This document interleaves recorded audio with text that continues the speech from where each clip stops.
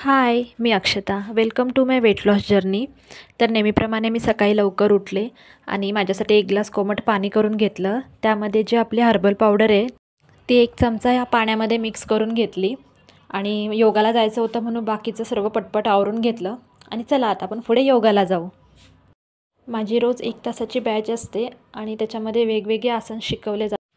सकाळी योगा केल्याने ना आपल्या शरीरामध्ये ऊर्जा निर्माण होते, आपलं मन देखील स्थिर राहतं आणि पूर्ण दिवस आपला फ्रेश जातो काम.